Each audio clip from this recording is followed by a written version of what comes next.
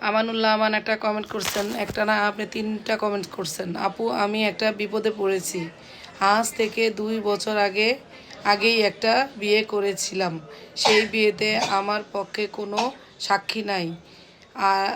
আরে আমার পক্ষে কেউ সাইন করে নাই। 5 লাখ টাকা কাবিন করছিল।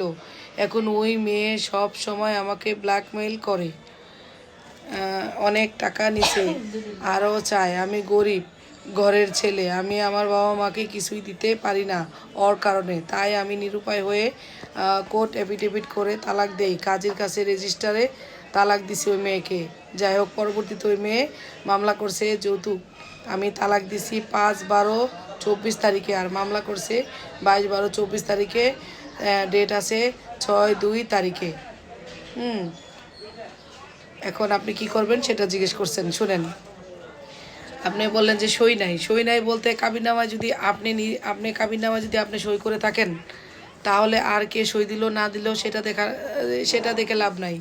কাবিননামায় সই করছেন, তার মানে এই বিয়ে হয়ে গেছে। আর হইল গিয়া যে আপনি তাকে ডিভোর্স করছেন, সে যেহেতু যৌতুকের মামলা করছে, আপনি আদালতে যান। আদালতে গিয়ে আপনি ডিভোর্স পেপার সহ আপনি আদালতে হাজির হন। ওই যে 26 কত তারিখ বললেন, 26/2 নাকি, এই তারিখে আপনি আদালতে যে হাজির হন, জামিন চান। আর ওই যে তালাক ঠালাক দিচ্ছেন এগুলা দেখান, সমস্ত কিছু বলেন। আপনি যদি মনে করেন যে তারা দিয়ে আপনি নির্যাতিত, তার দ্বারা আপনার কোনো কিছু হচ্ছে না, বেটা মানুষ, আপনি শক্ত থাকবেন, আপনার জামিন হয়ে যাবে। যদি জামিন না হয় আপনি 1 সপ্তাহ জেল থাকলেন। জেলে থাকলে তো আর মানুষ মারা যায় না, 1 সপ্তাহ বা 10 দিন জেল খাটতে হবে, এর বেশি না। জামিন হয়ে যাবে। যেহেতু আপনি ডিভোর্স দিচ্ছেন, সে ডিভোর্সের পরে যে মামলা করছে, সেই ক্ষেত্রে আপনার কোনো ভয়ের কিছু নাই। আপনি আদালতে যান, আদালতে গিয়ে দাঁড়ান। তার কাবিনের টাকা, যদি কাবিননামায় সই দিয়ে থাকেন তাহলে তো কাবিন হয়েছে, সেক্ষেত্রে কাবিনের টাকা দিতে হইব। আপনি মামলা চালায় যান। সে আর যদি কম্প্রোমাইজে আসেন অল্প টাকায়, যে এত টাকা আমি দিতে পারবো না, আগে আপনি জামিন নেন। জামিন নেওয়ার পর আপনি আইনজীবী ধরলে সেই আইনজীবী তো আপনাকে পরামর্শ দেবে যে নেক্সট কী করতে হইব।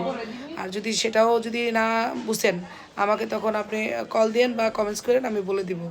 আপনি যাই আগে ওই জামিন নেন, আপনি যে ডিভোর্স দিচ্ছেন সেই সমস্ত কাগজপত্র নিয়ে আদালতে দাঁড়ান, জামিন হয়ে যাবে ইনশাল্লাহ, ভয়ের কিছু নাই। ধন্যবাদ।